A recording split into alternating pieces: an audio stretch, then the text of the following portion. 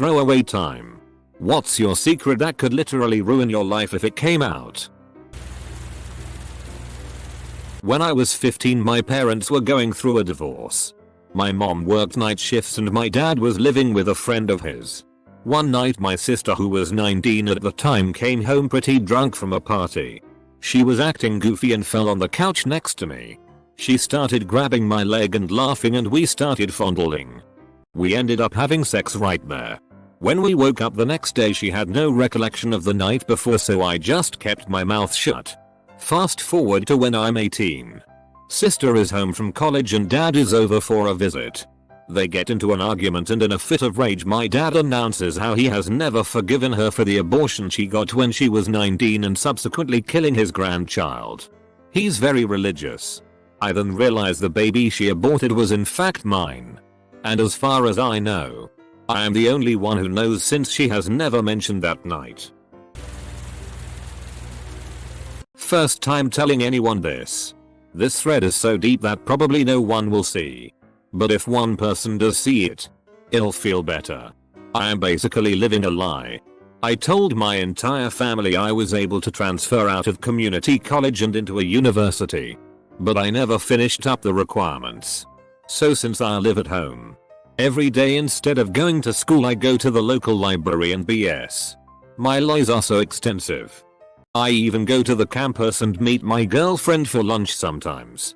I've made fake transcripts to show my family. And to make it look like I'm actually studying, I go to MIT Open Coursera to look up facts that I learned in class that day. I have become a remarkable liar. I hope to be transferring in the fall, and then I look forward to living a normal life. Coming clean is not an option at this point. This is my old account, so might as well throw it away. While on deployment, I killed a man in a coup de grace. The feelings of taking a man's life always weigh a heavy burden on me every day. No one likes hurting people. He had been hit by some of our mobile artillery. While part of me wanted the bastard to be in pain, it wasn't right. My medic was busy with my wounded, and as the officer on duty I took out my .45 and put one in his head. I knew my boys wouldn't say anything. Most just watched, accepted it as a fact of war, and kept walking. I remember throwing up afterwards. I came home and everyone acted like I was a hero. I never felt like more of a sham my entire life. 2.5 years ago I was in dire financial straits. So I sold my home to keep my struggling business afloat. I neglected to tell the owners that they have an 800 square ft bunker on the property that I built about 7 years ago. The bunker that I've called home since I sold it. The entrance to it is well hidden. But I still come and go very early, very late in the day. I'm a single man who keeps to himself. I'm now in a situation where I could move somewhere else. But I love this hidden paradise so much. Cousin died when we were both 17. There was a reception at his house just after the funeral. I went into his room and stole all the money that was there. Took some other valuables that his parents wouldn't realize were gone. No one knows that I did it. They just assumed he didn't have any money in his room. Only loose change. I don't regret it. But I will never admit I did it. Also my cum box. I once helped out my female friend's family by taking care of their cat for a week. Every day for a week. I would go over there and snoop around their house. I found my friend's diary and proceeded to read the entire thing. I used this information to get her to like me. And she is currently my wife. This is literally the juiciest secret in this thread for some reason. Not totally bland, but not overly obscene. Probably because this is something I could actually picture any person doing if given the chance. I agree. It is not particularly evil. But it is a misdeed that completely altered that guy's life. Honestly, it sounds like a pitch for a mediocre romantic comedy. Not ruining my life, but my single secret. This will get buried. But that's fine. I was about 23 and was working kind of late. My friend wanted to go out and was bugging me about it. He's gay. I'm not. But eventually he talked me into it. So we go to a little dive bar and are hanging out. Just chatting. A couple of friends were supposed to come too. But they never showed up. I was nursing my first gin and tonic when I went to the bathroom. I came back and finished my drink. And that's when things started getting fuzzy. I knew something was wrong, so I ordered water for my second drink. But it didn't work. My world was spinning. And I had basically lost control of my motor functions. My memory is pretty rough too. I remember my head on the bar. And he was rubbing my crotch. I remember him helping me to his car. Dragging me up his stairs. Passing out on his floor. Him blowing me. I was back in his car at one point and then I woke up in my bed. I felt like shit and was totally surprised that my car was in the driveway. I have no idea how I got home. At one point in the night I left an incoherent voicemail on my best bud's phone. So I was raped. And I was so embarrassed. He totally got away with it. I've never told anyone. Not even my wife. She knows something happened. Just not the extent. When I was 17 I was gang raped after a party. The cops didn't believe me. My parents didn't believe me. And everyone who I've told since has stopped talking to me. It was not pretty. I was cut up at a party. Beaten and thrown in my car. They drove donuts in the grass field next to a church on a Saturday night. Sunday morning. F-ked up my car and left me battered and bruised in the back seat. I woke up initially when I was being raped, only think gang as I do remember multiple voices at this point, but then tried to keep myself awake long enough between blackouts by blasting music. So the cops found me at the wheel of my car with people lining up for church with F-king metal blasting on repeat. I planned murders in retribution but decided it was better to just leave. The only proof I had was that I shat blood for a week but I felt so bad I couldn't even show anyone. Shitting when you have a rectal tear is a terrible thing. The thing that hurt the most was that no one believed me. I did make stories and lies but none to this extent. After graduating from high school, I went to a small out-of-state college where no one from high school knew me. I was told many times how impressive my false Australian accent was. So I decided it would be great fun to go through college pretending to be from Australia. All of my friends and even my girlfriend of 2 years think I'm Australian.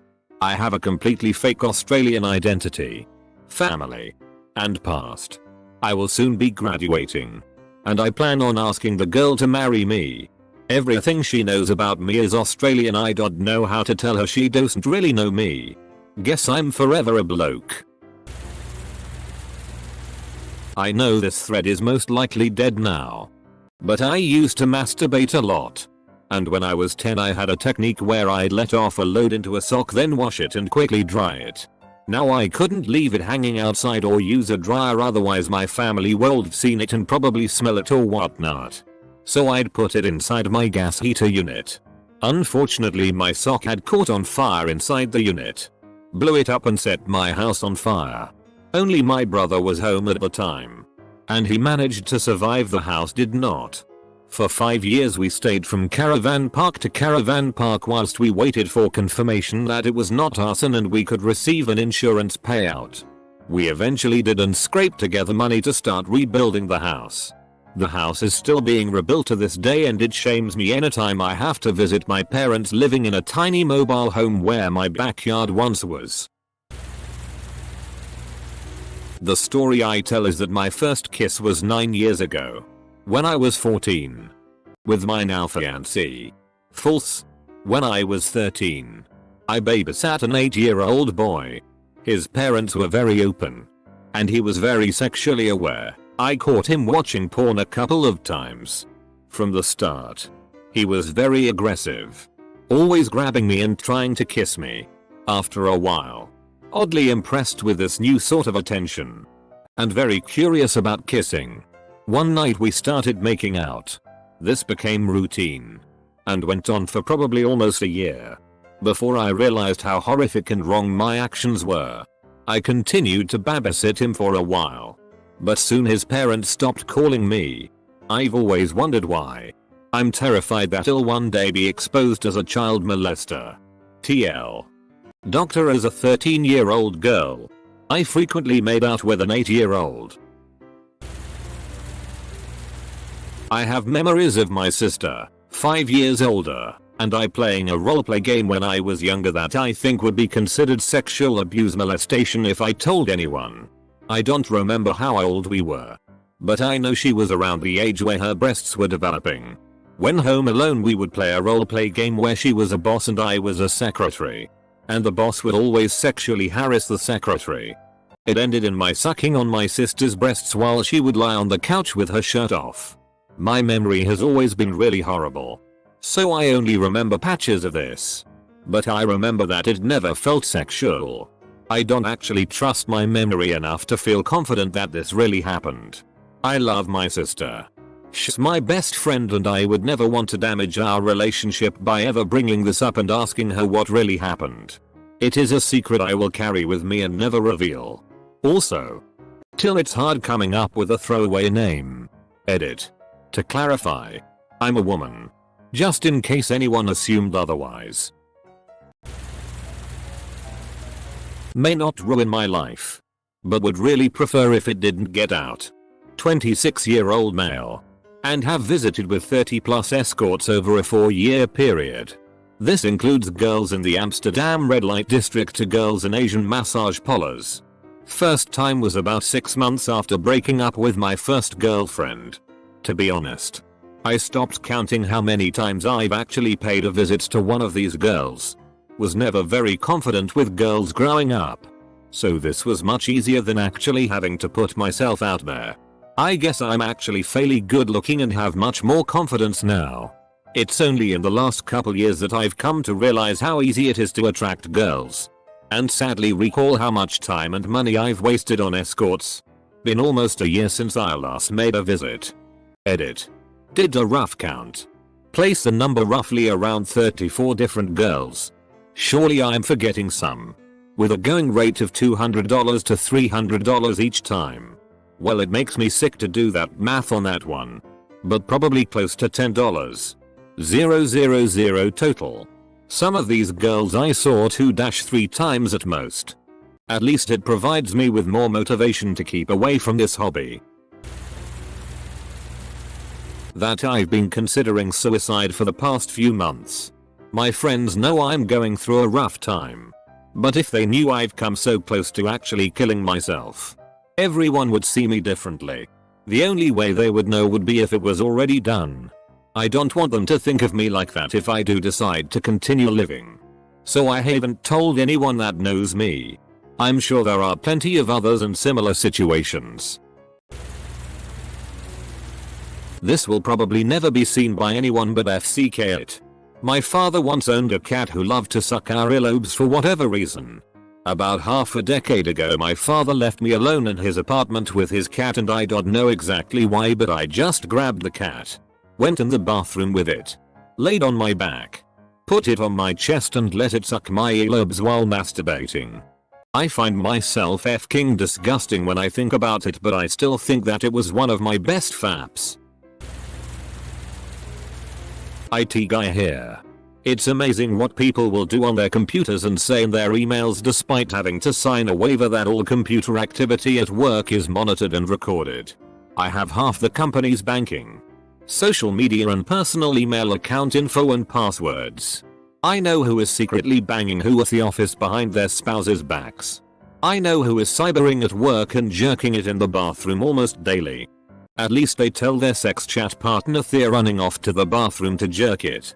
Haven't felt the need to check the validity of that one. I know when people are having marital problems, financial problems. I even know one person here had their children taken away because a social worker found cocaine in their house. I know who is embezzling money. I know when people get fired for completely bullshit reasons, like they just want to replace them with someone younger and nicer on the eyes. And I know who my boss is buying Xanax and Vicodins from. Basically I have a treasure trove of my co-workers' secrets. I won't actively do anything with this info, but it's nice knowing I have the ammunition there if something were to ever happen. I lose sleep every night because I feel like I was a shitty brother. My younger sibling is 5 years younger than me and I always felt like I was a crappy role model and terrible example to him. I treated him like shit and I really hindered his childhood. Now he's one of my best friends but we both know it happened and I can never forgive myself. Yo, I see people confession worse shit like near suicide and cum boxes. That was really f-ked up. F-king Reddit, but it doesn't mean it doesn't affect me. I love my brother and I would take a bullet for him. But not a day goes by where I wish I could go back in time and change how I treated him. I don't believe in regrets. But this will always be looming over my shoulders. Thanks for reading. Reddit. I have been having sex with my cousin since I was 18. On and off for about 3 years. The worst part about it is that she is severely bipolar, hypersexual, and on disability, probably for life. It's consensual and she wants to do it more often. But I know I'm making things worse as opposed to helping her live a normal life. I think I first rationalized it as being a way to comfort and offer her companionship. Everyone in my family tells me how great it is that I'm one of the few people who can get through to her and get her to listen. My great uncle Jack used to live with my family. One day, he got drunk and had a bad fall that ended up causing him to bleed out. I ended up finding him. I was 14 at the time and had never seen such an awful sight and lost consciousness due to all the blood. When I eventually recovered, I called the ambulance and stayed with my uncle. He died in the back of the ambulance, holding my hand. No one knows about what happened to me. And if they did they would realize that I'm the reason he's dead. My father never had anything other than boys. And my mother always wanted a girl. Try as they might, they just had tons of boys. When I was 6 they adopted a girl of also 6. Everyone was pleased. And she was quickly included into the family by everyone and we all took an immediate shine to her. Especially me. We started playing doctor at 9. This progressed to fooling around by our early teens. And into actual sex shortly thereafter. We're both over 30 now. We have sex whenever we see each other. We also like to pretend we are twins when we do have sex. We've both had our shares of girlfriends and boyfriends. But we always kept it up even while in those relationships. She's actually married now. We still have sex about 2 times a month. More when the family gets together for holidays. I can't even imagine the bricks that would be shat if anyone ever found out. It's been close a few times. Especially when we were younger. But nobody's ever caught on. I faked the last 2 years of college education.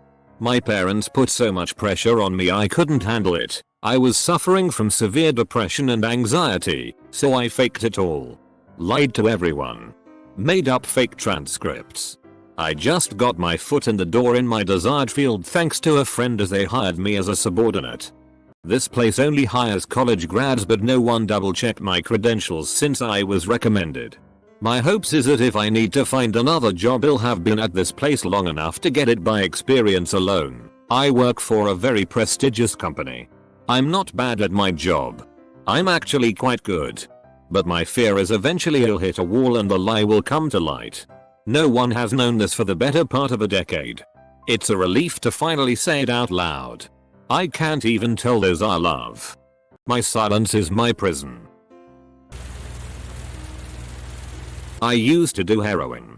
A lot. I got clean. I'm not in a shitty relationship where my boyfriend manipulates me into doing whatever f-ked up bullshit he wants and I know this is happening but I don't care because I figure I'm lucky to have a place to live and someone to pay the bills. He makes me do weird sexual shit that I hate like suck mass amounts of cock for random guys he met on the internet. This is because I told him about all of the f-ked up shit I used to do to get drugs. Because obviously I liked it or else why would I do it? He has also convinced to be a prostitute on 2 separate occasions. I can't stand being touched by anyone anymore. I hate sex. I want to die. I just bought some heroin. I haven't decided yet if I'm going to start using again or just go ahead and OD. I have no goals in life. There is literally nothing I want out of life other than heroin. I'm just F-kid. Luckily, no one will ever see this because this thread has exploded. I have been planning my suicide for roughly 6 weeks now. I just can't hack it anymore. My family disintegrated. My marriage is a bust and I was disabled by an IED while deployed. I wasted the last 5 years of my life drinking and being angry at everything. Not to make excuses or anything, but my physical being isn't all that is disabled due to deployment. I can't love anything at all anymore. To make this more relevant, the IED was my fault. I fell asleep while being the front gunner for our convoy. No one knows. I was awarded a cab and a Purple Heart. 2 of my friends died that day. Have you considered seeing a counselor and asking about PTSD? Or different types of depression? You went over there and did something that most Americans aren't willing to do. I don't care if you feel like you F-ked up. As a civilian, I truly believe you're still a good person. I sincerely hope you go see someone ASAP. If you can take 6 weeks to plan something so terrible, you can definitely take 6 more weeks to do something that can potentially be amazing. See a different therapist every week until you find one with promise. Please. If you feel like talking, I'm a good listener. This world and ruined my life, but back in middle school me and a friend in our building was standing outside our street was being repaved. We noticed the workers all left for lunch, so my friend said, hey, let's go sit in the steamroller. Being young and dumb, we did. So we go and realize the keys are still on. My friend was like, hey, let's drive it. Well, having never driven a steamroller, we didn't know that it's the back that turns, so he started it up. We started going down the street. He's driving, I'm just riding along. Next thing I know, we are losing control and we crash into some old guy's living room. This old man was sitting there watching TV. All we could do is just run. We booked it and left. Told my parents I was over at a friend's house and we didn't come back to our neighborhood till later on. Come to find out, the cops have been going house to house looking for us. My parents were like, what stupid kid could have done this? The old man whose house we crashed into only got a basic description of my friend but not me. There were wanted posters with a $20,000 reward for my friend, but the picture looked nothing like him. After about 3 months the posters went away and we were never caught. We never told anyone. I had a fraternity brother who was a real dick to me in college and hazed the shit out of me. Back then, you could log into the registration system to sign up for classes. He was a senior, so he got first pick of the classes he wanted. This was right when the internet was becoming popular. And back then, a person's login was their name, and their PIN was their birthday. I logged into his account and dropped all of his classes 3 days after they started. He did not find out until midterms when the professors submitted his grades. They refunded his money, but he had to spend an extra semester in college. Second story, I do not have a lot of confidence and can never ask girls out. I met my current wife by installing a keystroke logger on her computer and intercepting Facebook messages and chats with her friends until I confirmed she liked me. That way I knew exactly how to approach her. I orchestrated our entire early courtship to my advantage. If she knew, she would likely divorce me because I delved deep into her personal life and found out some crazy things about her past. After my mother left my father, he developed a really inappropriate attachment to me. I was 19 and my brother moved in with his girlfriend. Dad was suicidal and had no family or friends close by, so I was it. For the first year, he would wake me up at 2 AM to sit with him every night until he cried himself to sleep. After 4 years of cleaning up after him, making sure he ate, and generally remained alive, I discovered that he had been using the attic access in his closet to sit above my personal bathroom and watch me through a peephole. I wanted to dismiss it as paranoia, but there were too many physical signs that made it reality. Moved out shortly after that because I couldn't bear to look at him. I'm 29 now, and no one in my family has any idea that this ever happened. I know that he was going through a rough patch, but I feel violated and dirty every time I think about it still. I also have huge amounts of guilt because I hate him for putting me through it. Had serious depression my whole life. 3 minor suicide attempts, countless other thoughts of just stepping on the gas pedal and slamming into a wall. Lost my job a couple years back and hit an all-time low. Took a shitty job at a grocery store. Found out my wife was pregnant and thought the best thing for her and the baby would be for me to not be around anymore.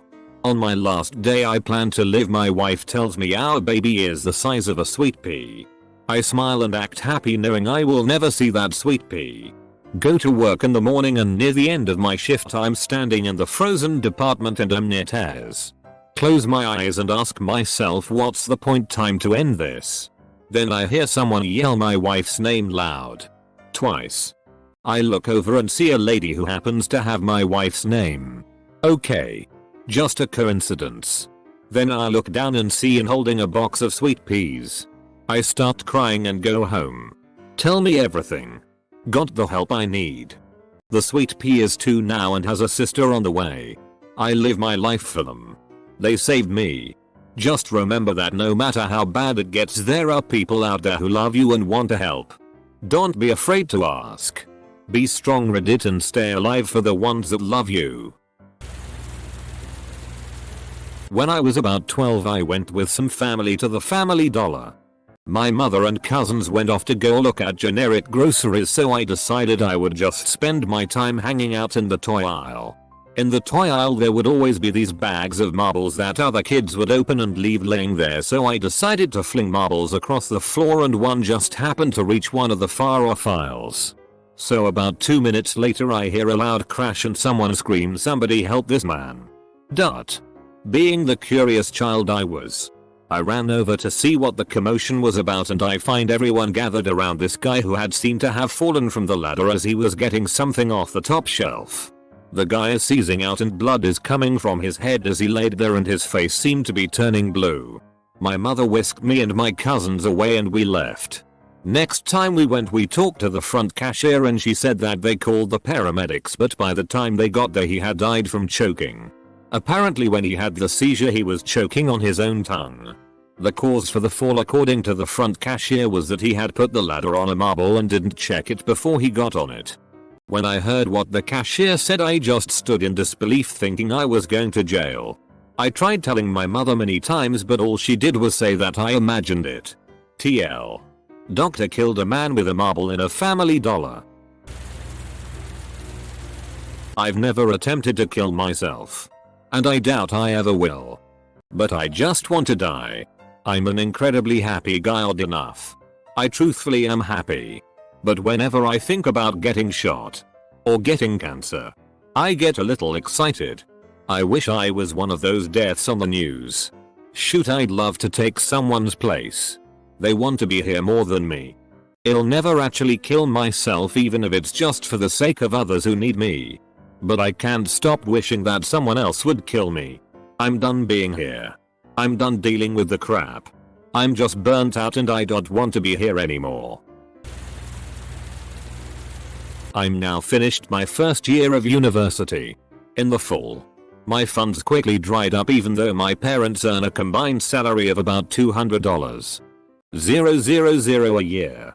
My brother's become the talk of our tiny town because he has earned a full ride to play lacrosse in the USA. I'm Canadian. My parents spend every penny on making sure he's properly tutored, in the right equipment. And though I am sincerely overjoyed for him, this year changed my life. So by November, all my credit was gone. I worked every single day on top of school but I still could barely afford phone bills. I stole food from roommates and grocery stores when I got the chance. When things got real bad, I put an ad on Craigslist. I sold the biggest part of myself for the paper nasty men had in their back pockets. It was the worst I have ever felt as I was sexually abused when I was younger and even sex with my boyfriend is difficult to handle emotionally. I advertised essentially to older men, married men and everyone in between. My biggest fear is that anyone in my family or my boyfriend of 2 years will find out about this disgusting chapter in my life. It dropped me into severe depression which I still take medication for. I cry when I think about going back this September.